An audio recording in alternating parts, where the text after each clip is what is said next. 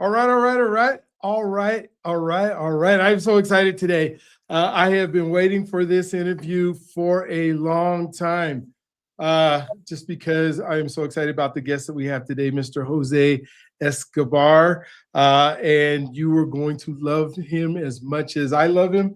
And when we just think about folks that care about others, a lot of things that we talk about on this podcast often is about relationship and how important relationship is, and making sure that we begin with relationship. I know you guys all know I went to the Trust Leadership Conference, and for a lot of days and a lot of these times I used to talk even more about trust and what does it mean to trust somebody, and what does it mean to kind of start with that. Like, if you don't trust somebody, then you can't have a relationship.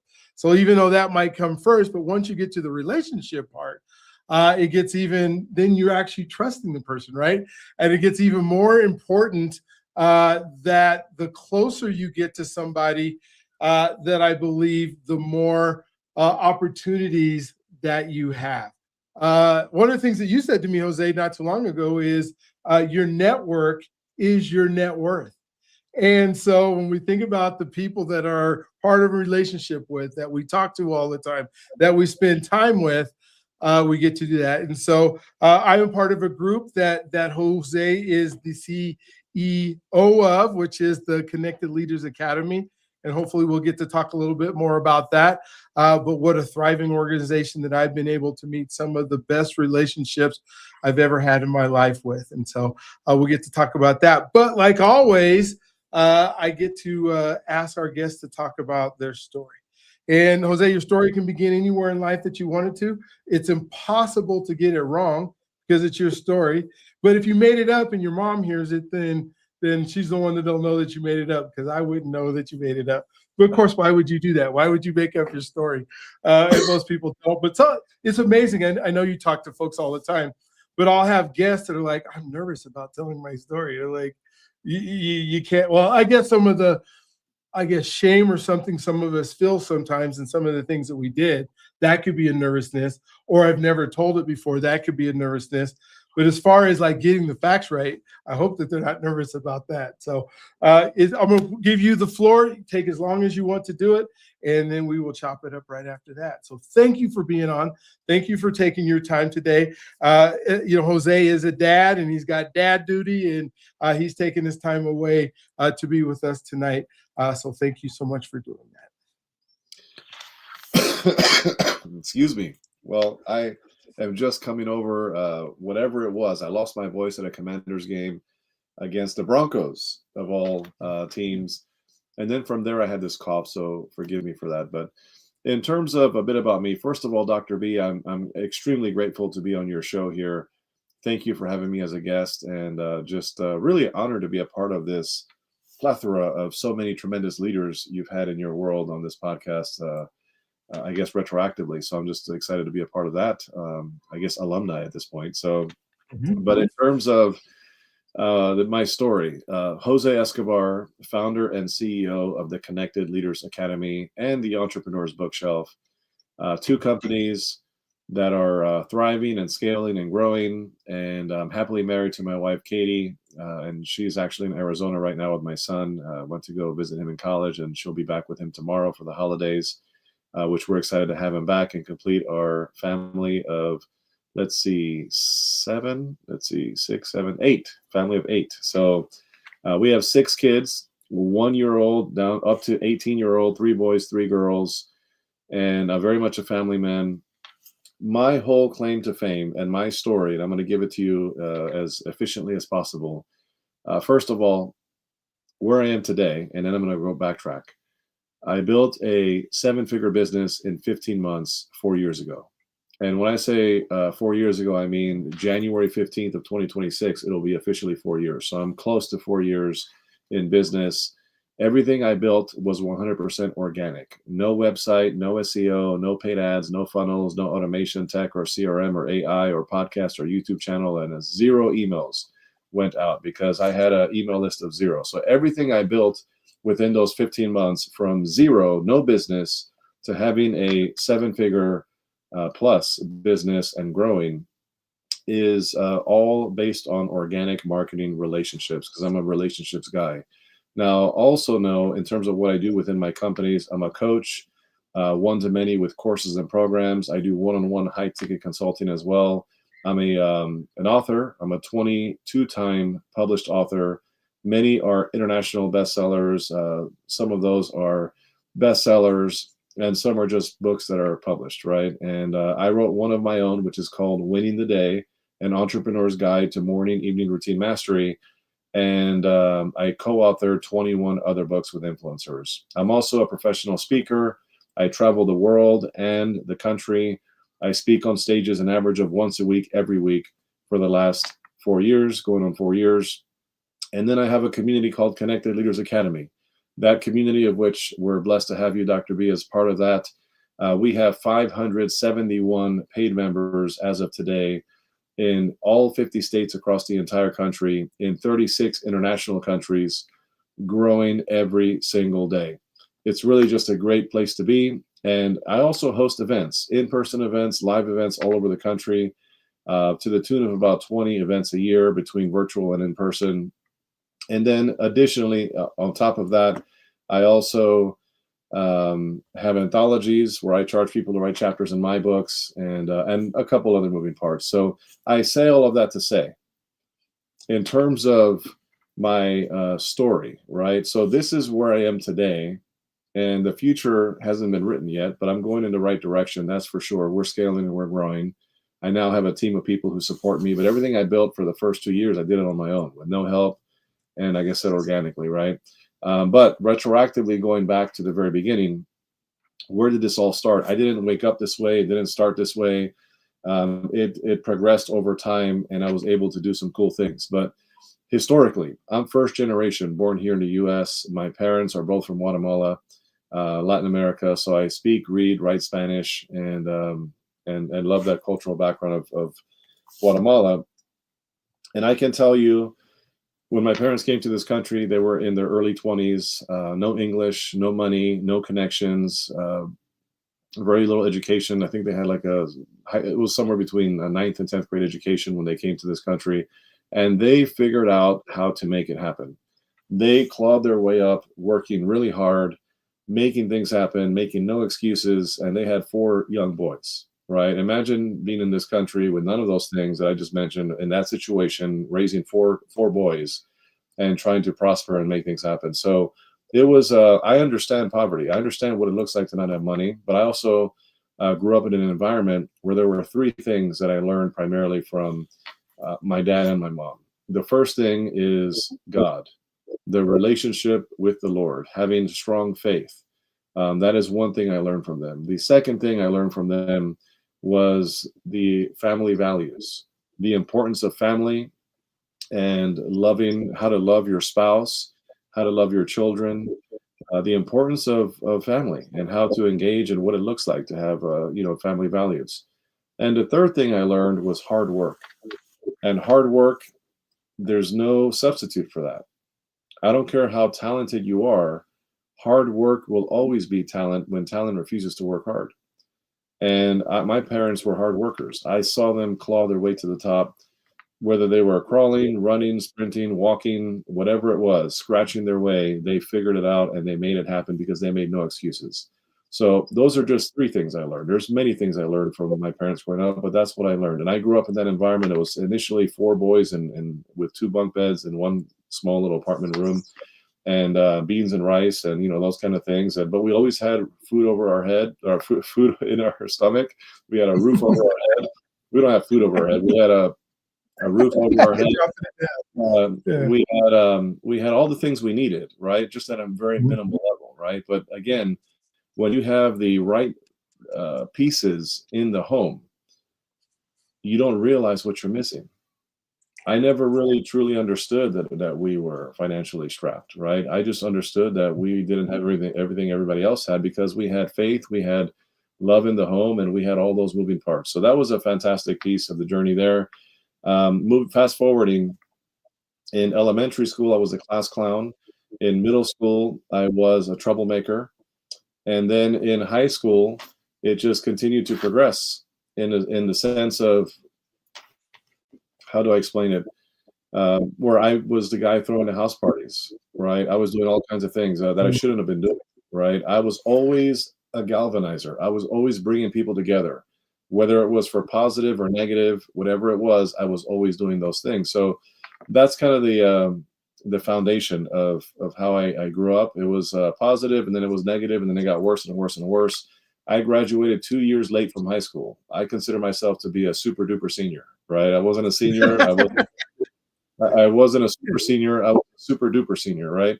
And then from college, I went to college for like 4 years and didn't walk out with an associate's degree. I was just spinning my wheels and yeah. So I don't have that diploma on the wall. I don't have all the accolades and the certifications, and I didn't come from money. I didn't come from anything special. It was just, you know what? I was like, man, like this is just not for me. So I was into Salesforce very quick, very early on. I always had a job since I was, I don't know, 15 years old. And I was always working and I was really good at working hard and selling. I have a natural this ability to connect with people. I'm a natural connector. I'm a relationships guy. I love making friends, and I have tons of friends. I've always had friends, right? And I've always been a leader. I always had positive or negative ability to lead, right? I always said if I really wanted to, I could probably run for president and win.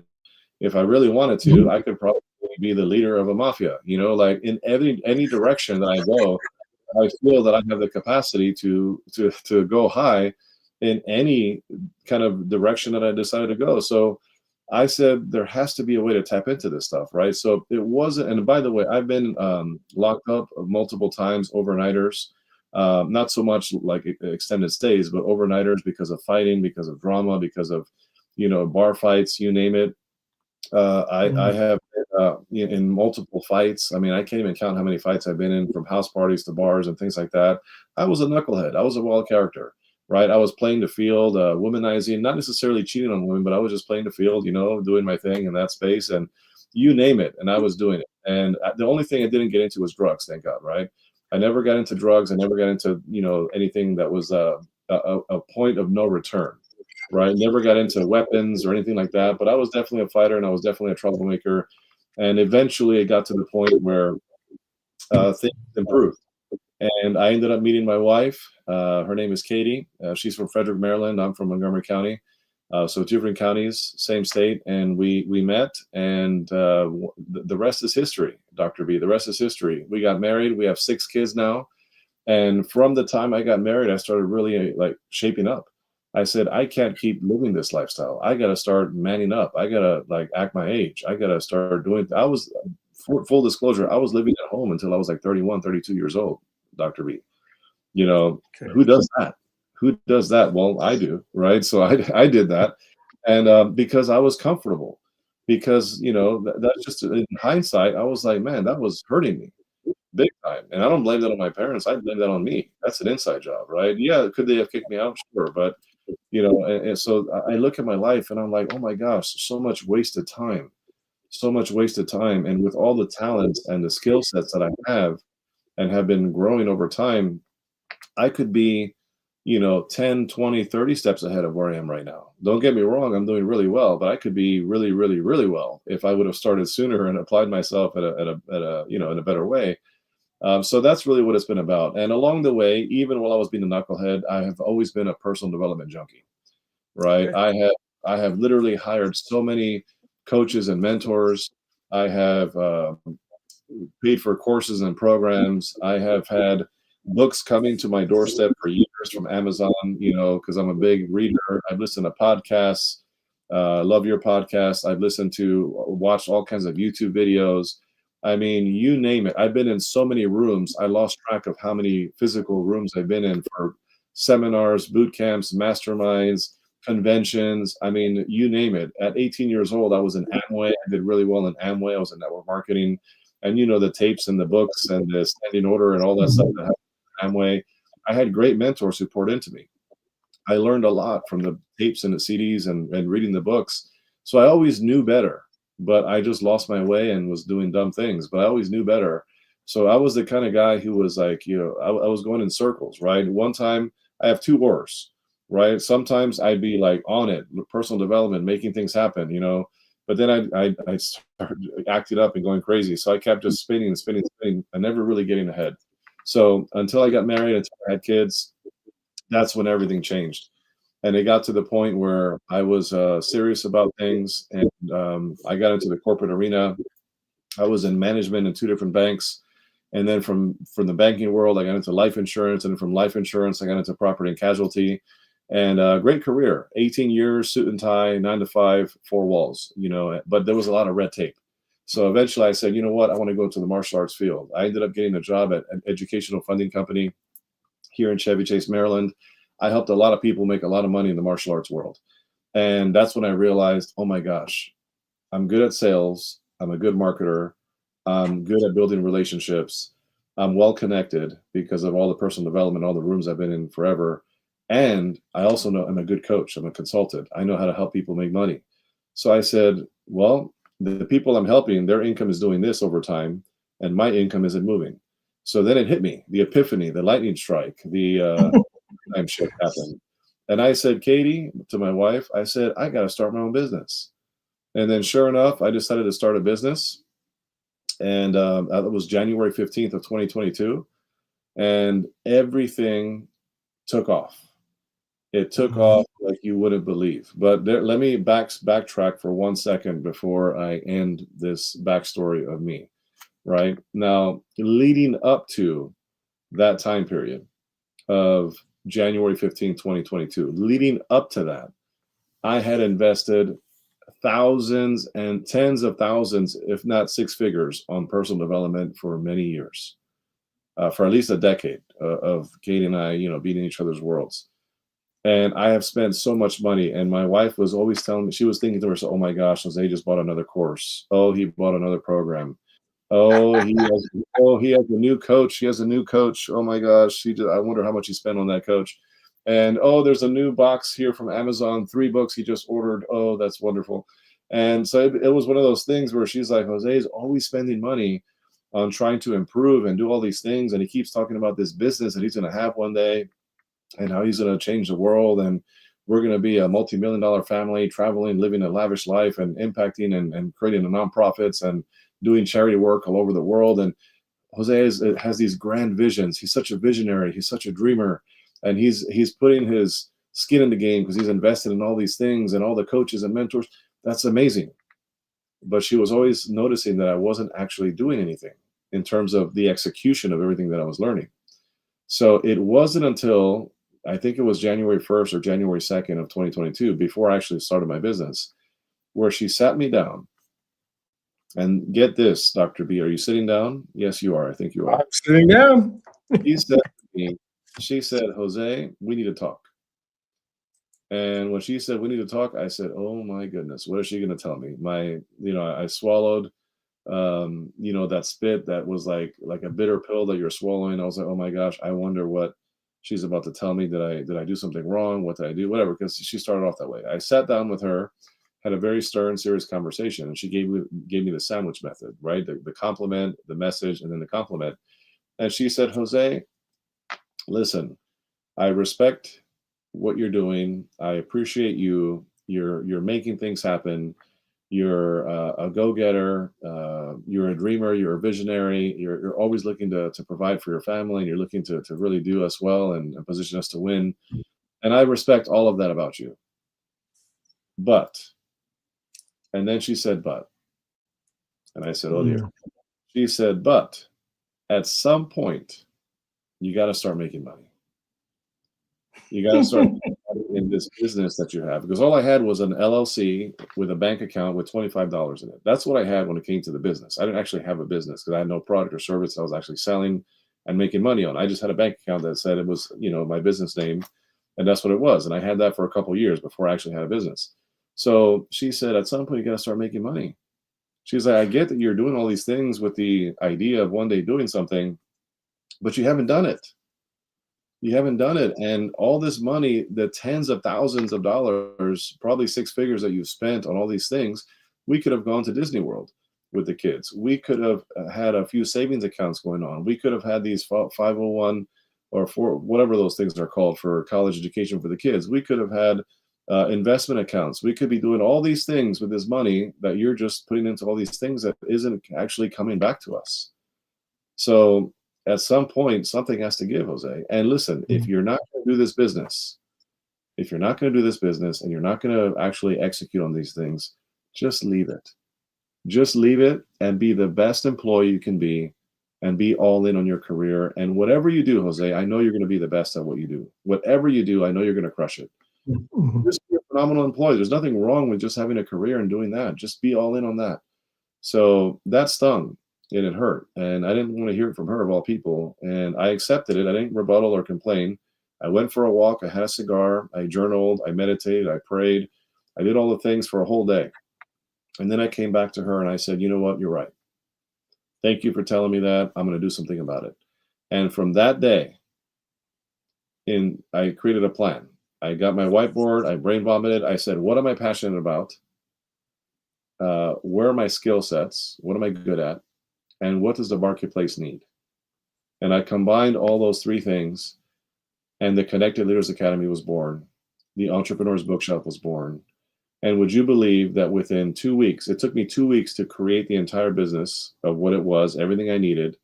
I launched in 2 weeks from idea on a whiteboard, just to get it out of my mind, into an actual business. I launched. And it cost me no money. And from there, within 30 days, I had 100 paying members in my community. I had a course that I had launched that cost me no money to launch. And I was in business. And we blew up. And in 15 months, I surpassed 7 figures. And my entire life changed. And now, again, this is the beginning of the next level. So I am excited about it. I am thrilled. That is my backstory. And because people look at me today and they're like, oh, yeah, he's probably second or third generation into wealth, or he probably had all these, tremendous accolades because he got these high level degrees, or maybe because of the people that he knew that positioned him to win, or, oh, he just came out the womb as a phenomenal salesperson, which is not true. Like, people will say all kinds of things, but the reality is I simply believe that I can be the best at anything I put my mind to. I have a big vision. I work harder than just about anybody I know. I am consistent. I'm extremely disciplined when I'm focused on whatever it is I'm getting done, and I'm committed to anything that I commit to. If I'm in, I'm in. If I'm out, I'm out. But I don't poke anything with a stick. Those little differentiating factors are foundational principles that if anybody has them and they apply them, they can change their lives too, wherever they are today. Wow. Oh my gosh. So much to unpack there when we think about your whole life story and the things that you do. And for those who are watching this, I would hit the pause button, write some stuff down. When Jose puts his fingers up and goes like this, I'm telling you, those are the gems that you need to follow. But I want to kind of reverse back a little bit into the identities that you had. I mean, you talked about your parents and instilling God and values and work ethic and that working hard into you, but it didn't stick. Doesn't seem like it stuck right away. Like, those were in there, they're in the background. I saw them, they were examples, but I'm just going to hang out and do what I want to do for a while. And it seems like there were some ups and downs where your identity might have even changed, even to the point where your wife set you down and said, wait a minute, who are you and what are you going to do? Because you need to go make some money because you're spending a lot of money, you're being educated. And that might have been just because you didn't finish at schools and that kind of stuff and you wanted to pour into yourself. But at some point, you have to take that education and use it. How did you develop those identities throughout time where there was just enough in there to keep going? The secret sauce is we should always have mentors in our lives, right? And or coaches. You should always have mentors and or coaches. And I have been blessed to always had a coach or a mentor, and in many cases both, right? A mentor is somebody who will coach you for free. A coach is somebody you got to pay to get the results, right? So I've had mentors and coaches, sometimes separately, sometimes at the same time, but I've always had that. And people are like, oh, no wonder. Well, no, because I had to seek them. Do you think they fell in my lap? The answer is no, right? I had to actually develop the relationship and ask for the help, right? Too many of us are too good to ask for help, right? So I had a mentor who once told me, again, goes back to mentorship. A mentor said, Jose, in all things give thanks. Remember, this too shall pass, and never be afraid to ask for help. He said, if you apply those three principles to your life, you will be blessed, right? And I have applied those, and I always ask for help when I need help. We all need help because guess what? We're all working on something. None of us have arrived. I don't care how good you are at something, there's areas where you're not so good at. And that's where the coaches and the mentors come into play. Now, again, why is that important? And how did that shape my identity? Because I have blind spots, just like everybody else. And a mentor and a coach can make you see your blind spots, can make you realize what you don't realize. Sometimes we don't know that we don't know. And that's where people come into play and say, no, Jose, you're on the wrong track. It's over here. No, Jose, that's a great path you're taking, but that ladder is leading on the wrong tower. It should be leading on this side over here, right? Or, hey, you know what, Jose, you're doing it right, but not completely. If you just make this little tweak, it's amazing the difference it can make, right? Hey, Jose, listen, if you're going to walk through a minefield, follow somebody. Hello, right? Yes. So this is really the stuff that it comes down to, is what allowed me to shape my identity over time to become what it was to where I am now, is because people always poured into me, and I was always receptive. That's huge. That's huge on the receptive part. When I think of it was just dawned on me because I've coached track now for almost 38 years of athletes. And, when I coach hurdlers, because that's something that I did, I can coach from the perspective of what they're seeing, because it's different from me standing on the sideline and watching them do hurdles and working on mechanics and, where to do the trail leg, where to do the lead leg. But if I can get into their mind and say, oh, I know what it looks like to take 7 steps, lift your leg up, come over the hurdle. When you're thinking about the coaches and the mentors you have, you need both perspectives, right? You need somebody who can see big picture as well as somebody who can see perspective. How did you go about finding those mentors and coaches? Because you alluded to, I had to find them. They didn't just show up. Nobody walked up to my door, knocked on it, and said, "Hey, Jose, I want to mentor you today, or I want to coach you today. Will you let me?" So how did you find it? Must be different people for different areas. What did that look like for you? So I can tell you, you'll find a coach or a mentor anywhere you look, right? If you're in high school, guess what? There's a guidance counselor. Hello, right?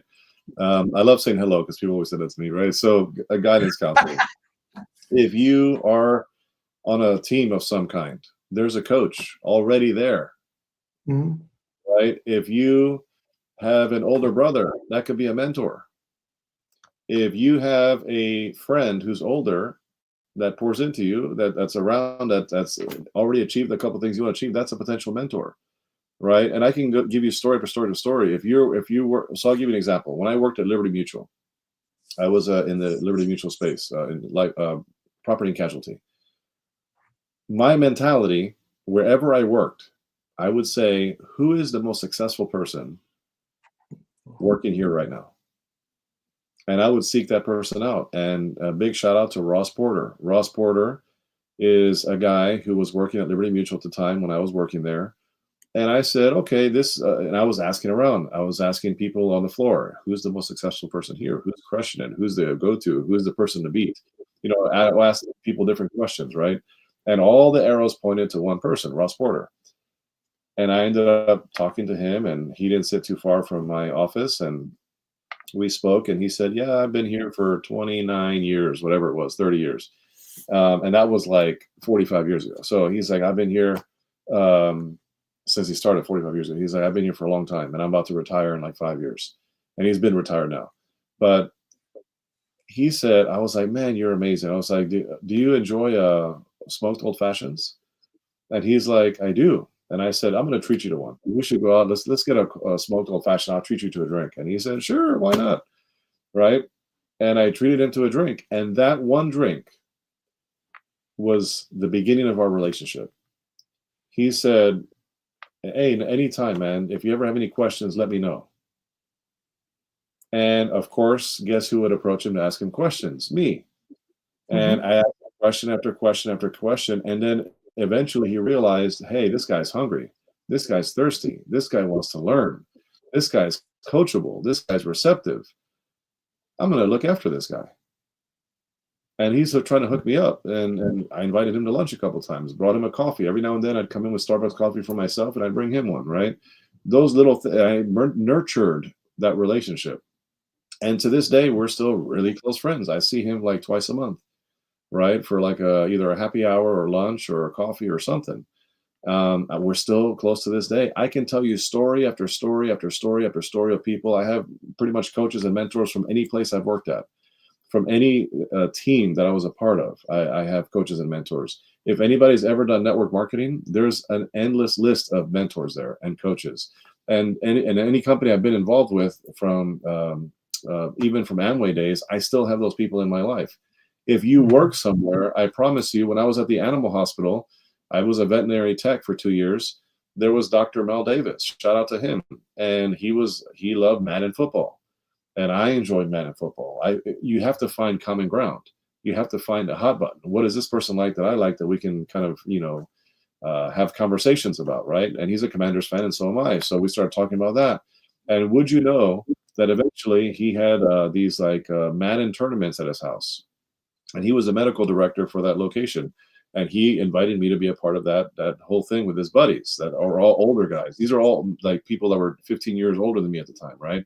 And I was in a room with successful people. Again, key word, I'm looking for the successful ones so I can learn from them and see how they behave and see what they do and how they talk and what they talk about and where they go. And so I was always positioning myself around people that were way more successful than me, that I could learn from, like a sponge, right? I was like that fly, that annoying gnat that wouldn't leave these people alone.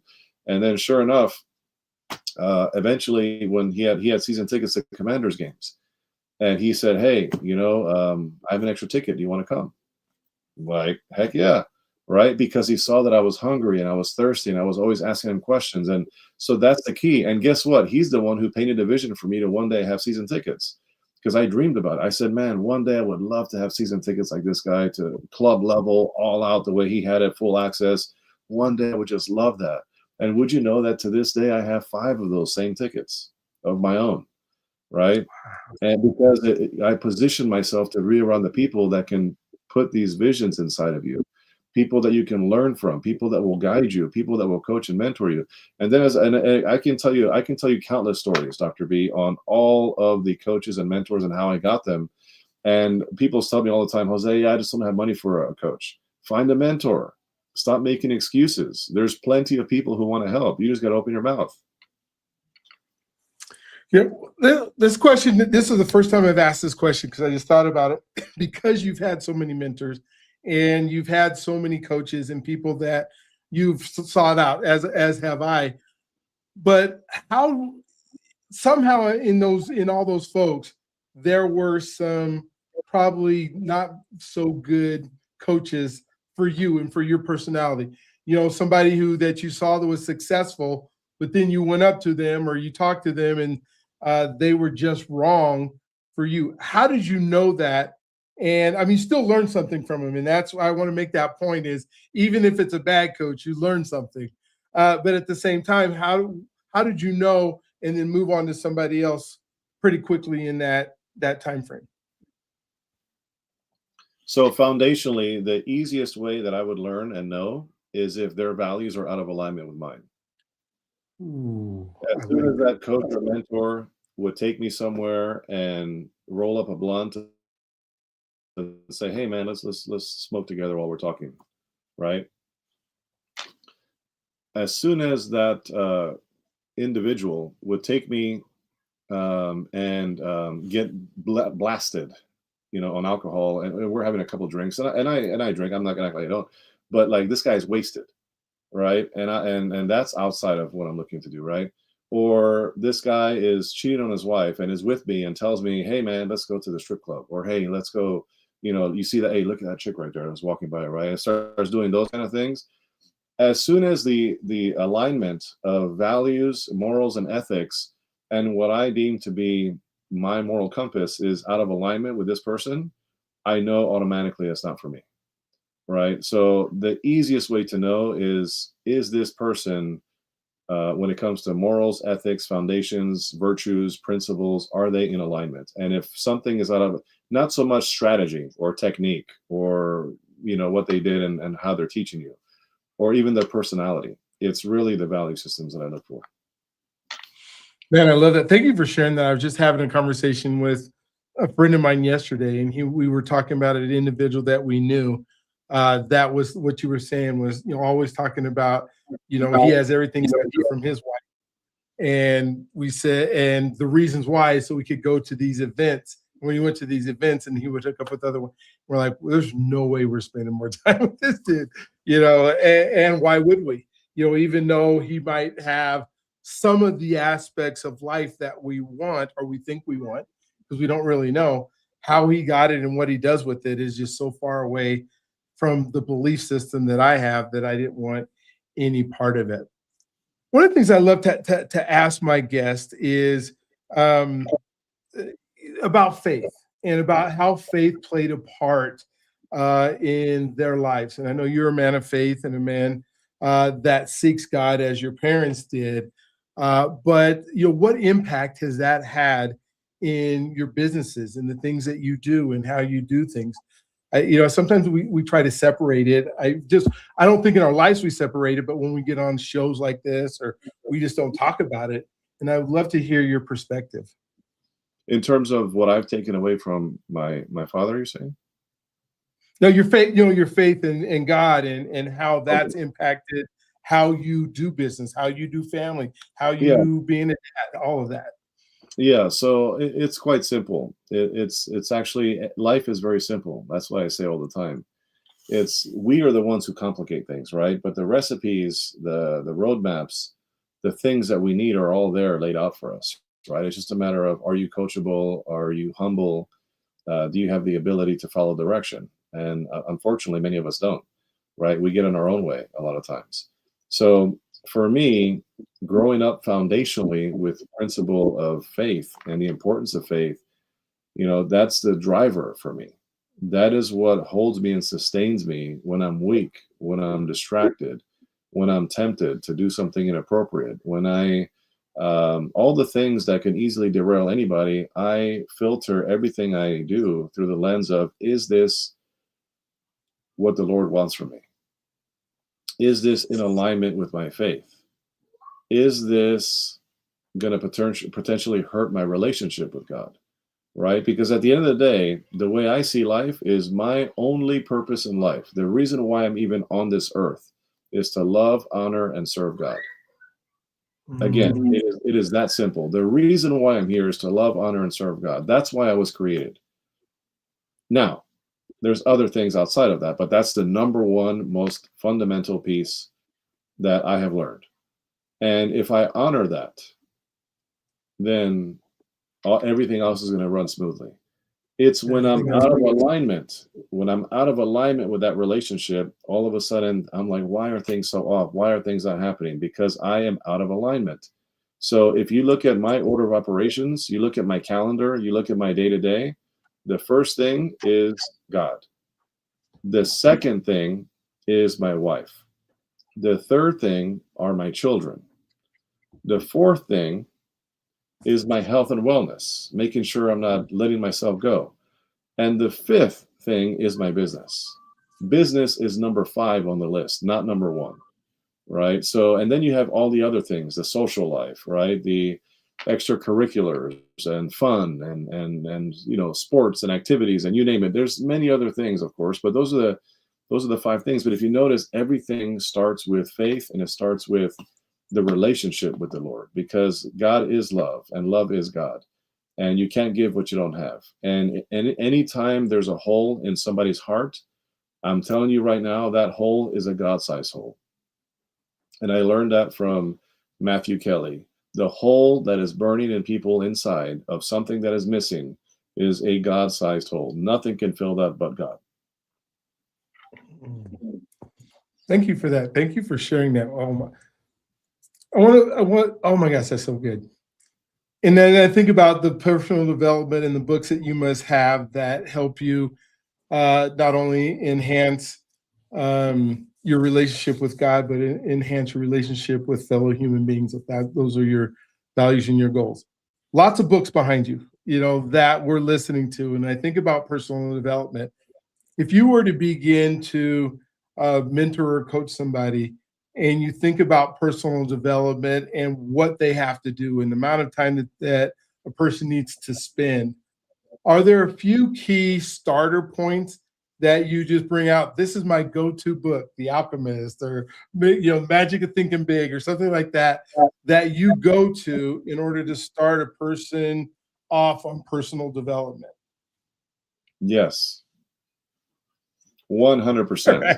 Matter of fact, you already named one of them, and one of them is not readily available here because I just loaned it out.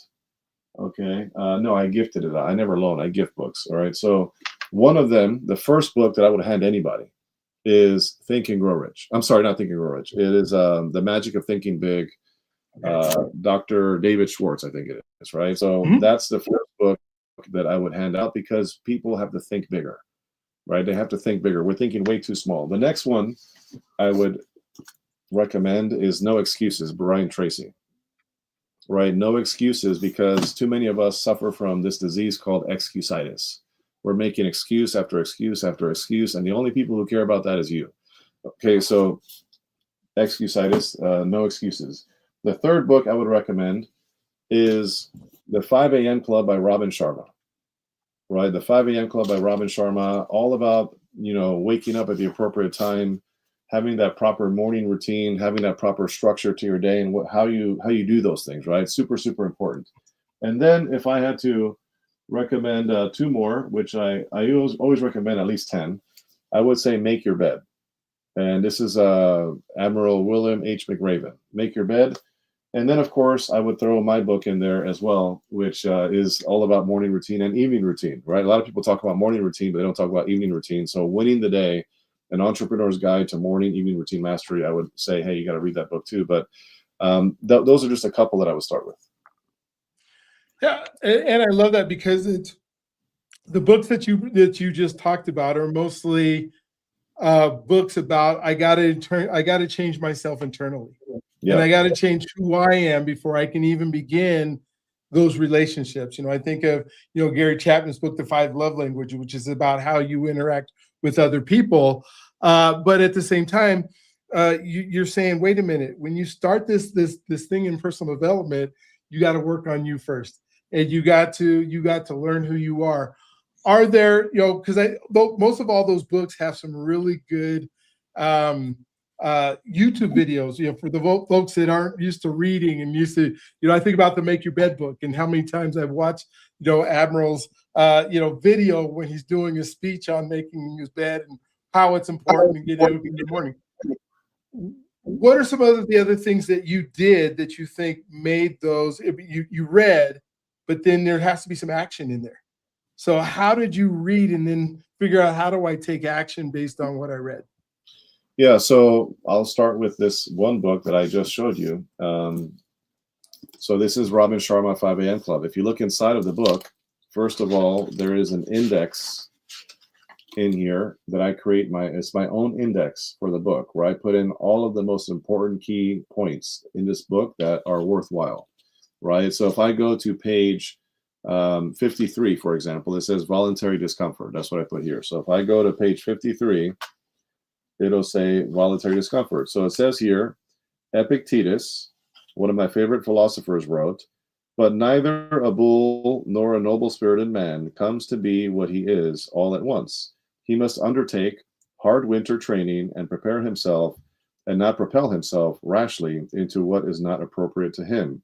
Voluntary discomfort, whether by dressing, as I did, or by fasting once a week, or by sleeping on the floor once a month, keeps me strong, disciplined, and focused on the central few priorities my life's built around." Just an example, right? So there are certain things that I like. There's plenty of little sticky notes in here.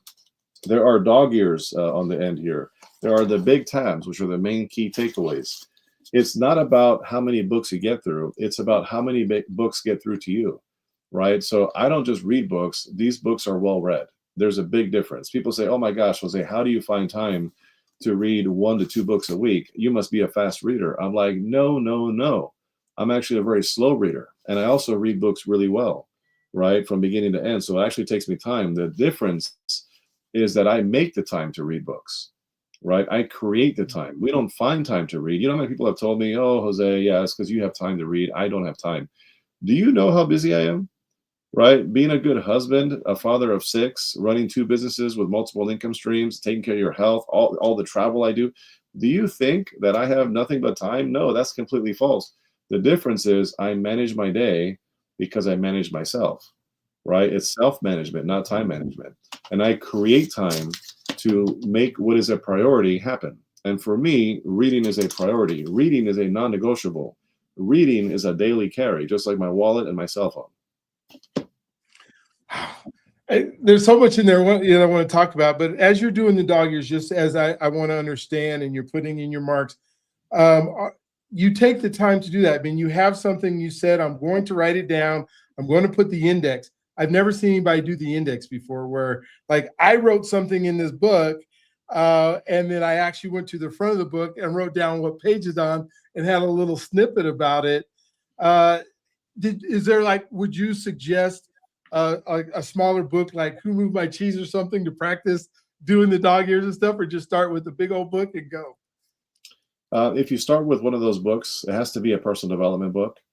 So nonfiction, personal development, that's what I recommend. Something like, it doesn't matter the size of the book. It just matters the context of the book, like what is in the book, right? So I wouldn't do The Alchemist because that doesn't have that much, it's more story driven, right? But I would say something that has nuts and bolts. Anything John Maxwell, I don't care how thick it is, just pick up a John Maxwell book and start with that because there's a lot of golden nuggets in there. And to take it one step further, something I do that most people don't know is I do what's called commonplacing. If you look here, this here is my commonplacing piece. You see this? There's 3x5 index cards that I file away every single night in my evening routine. I file away 5 takeaways from that particular day.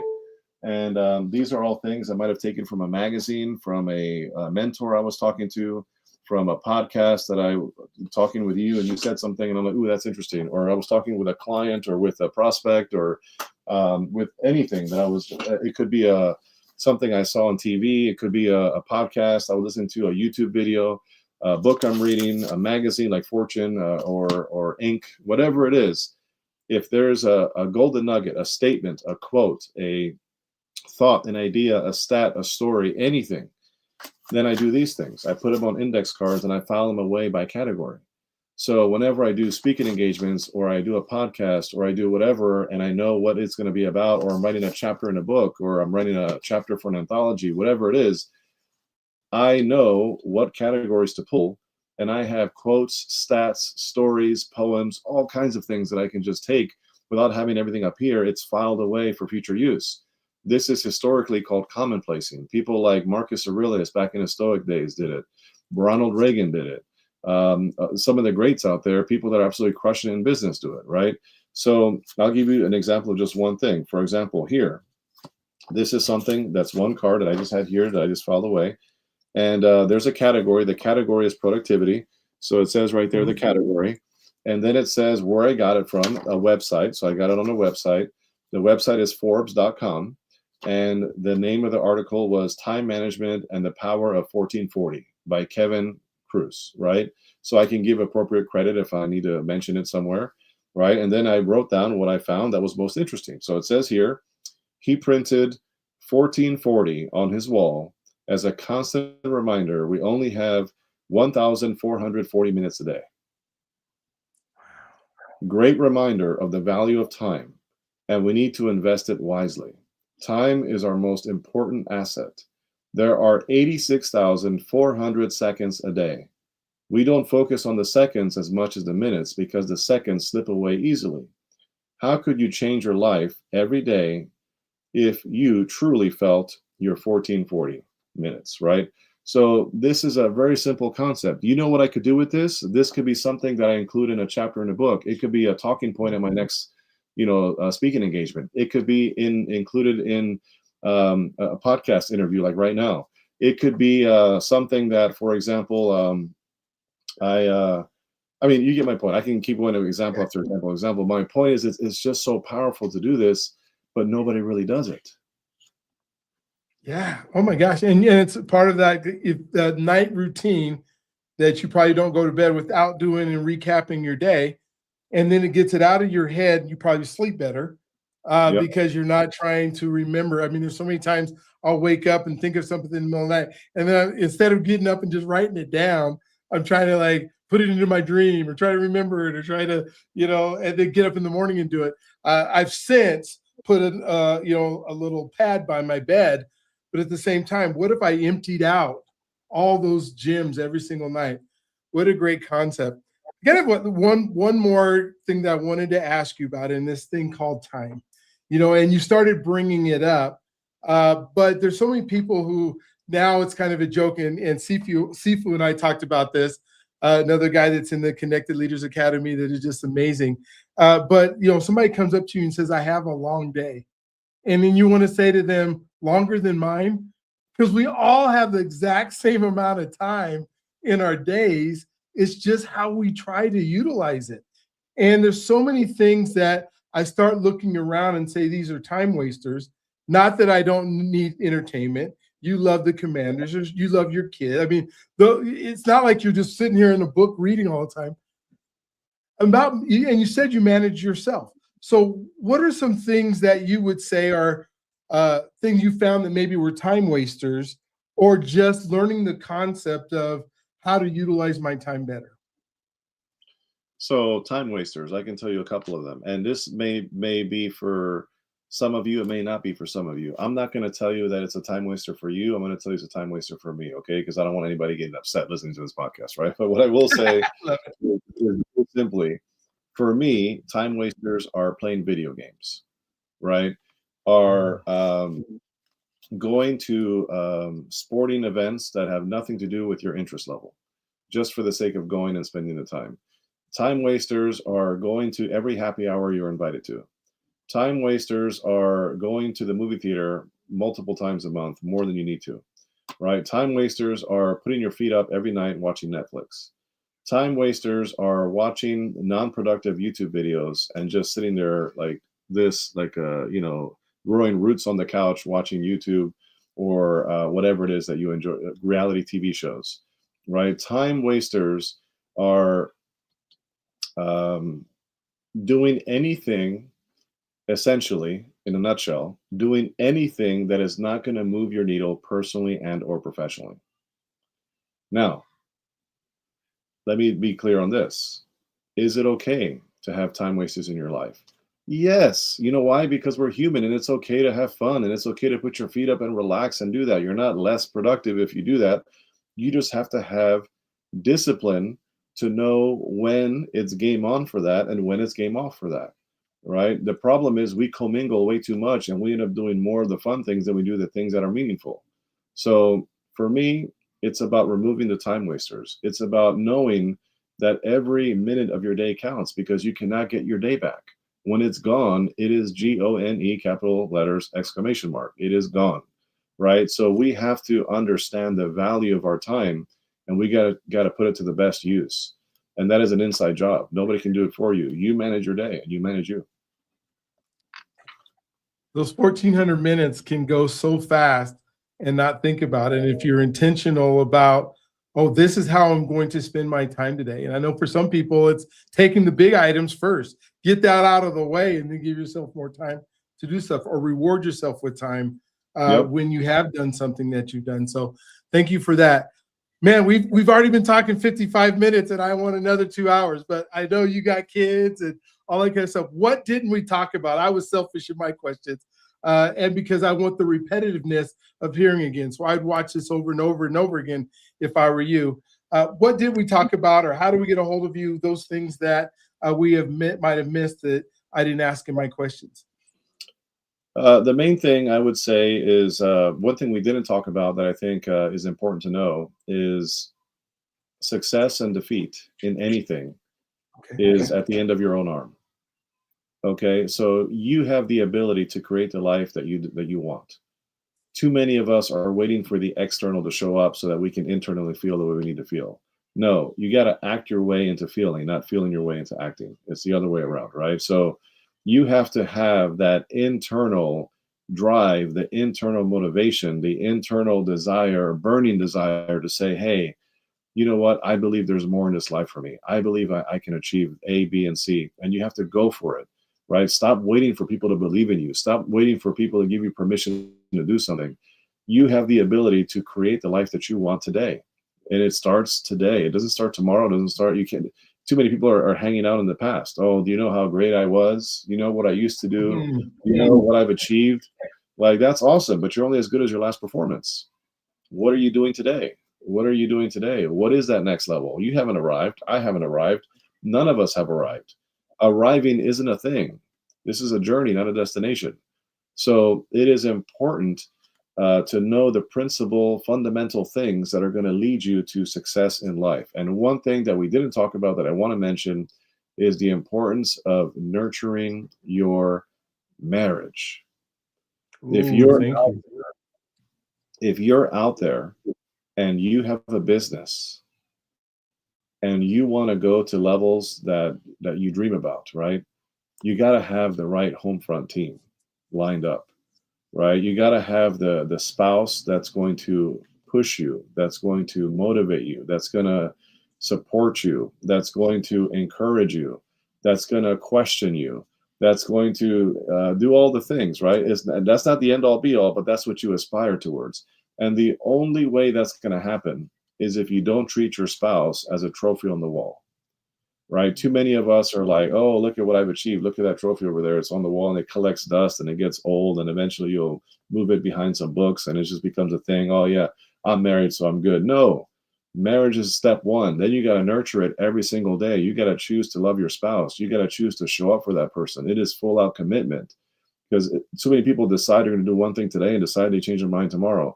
You have to be committed to your spouse. You gotta like love on this person. You gotta know how to love this person. I do something called marriage meetings, and there's a great book. If you want to look up the book, it's called it's here somewhere. It's called Marriage Meetings for Lasting Love. That book is one of the secret sauces to my marriage because we talk about the things that are uncomfortable. We talk about the things that we want to hear, like, why do you appreciate me? Why do I appreciate you? We talk about our schedule and being on the same page. We talk about planning our week and our month and our days for fun. We talk about all the things that are required. But the problem is, too many of us are not pursuing the things we need to pursue at the highest levels because the home front isn't right. And the home front requires attention. So stop giving the world everything that you have and forgetting about your significant other. Stop giving your kids the best of what you have and forgetting that, hey, the person who's going to be with you forever is going to be your spouse, right? At the end of the day, when all the kids move out, right? So that's something that I just wanted to, if somebody out there is going to receive this and be like, I needed to hear that, because that is a separator between a lot of success and failure places. So that is my final thought. If anybody wants to connect with me on any level, I can tell you I'm very easy to find. I'm not that hard to find. Jose Escobar, you can find me on Instagram, on Facebook, on LinkedIn. I primarily live on Facebook. I'm also on Instagram and LinkedIn, but my main hub is Facebook. 99% of what I do is hanging out there. You can check out my website, www.connectedleadersacademy.com. If you're a business owner, you're an entrepreneur, you want to scale your business, go to another level, you want to be around amazing leaders that are changing the world, and just be in that environment to help you scale more podcasts, more stages, referral partners, more clients, more money. I mean, you name it. Reach out to me, check out my website. You can book a call with me straight from there.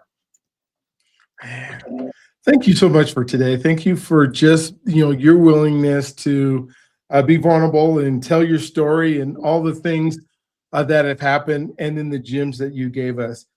This is your first podcast and you just heard one of these. Hit subscribe, notification, because there's so many that are so good. I would love to ask you to, and I'm kind of putting you on the spot because you can tell me no later if you don't want to do it. But I would love to have Kate and Renee on and just do one on nurturing marriages. I don't know if she's ever wanting to come on the podcast and stuff, but when we think about our spouses and what we pour into them, I would love to hear the other side of how they're receiving it. And I know both my wife and your wife understand that we spend extra time to make sure that we're nurturing those relationships and that meet and talk about that book. So I'd love to have that happen. Folks, please go ahead and hit the pause button and listen and go back and rewrite it, because we just had 1 hour of some fantastic, wonderful, brilliant gems that you can take to the bank with you. This isn't going to be our last conversation, the last one that I have with Jose online, but it's one that you can take with you. Go out and get some mentors. Go out and get some coaches. Go out and read some books. Do the things that you need to do to become that person that you are absolutely meant to be. And so I don't want you to forget that you are God's greatest gift. He loves you if you allow him to. And I cannot wait to see you on the next one. Jose, do you have one 30-second closing thought for us tonight? Complexity is the enemy of execution. I'll say it one more time. Complexity is the enemy of execution. Get out of your own way. Stop complicating things. Life and business. It is very simple. It just requires belief, laser focus, discipline, hard work, consistency, commitment. It is not hard, folks. Take massive action. Do it today. Whatever you want is at the end of your own arm. You are capable. You can do it. If I did it, you can too, as they say on the cooking shows. Thank you so much. God bless. I love it. You guys have an amazing, awesome, incredible day today.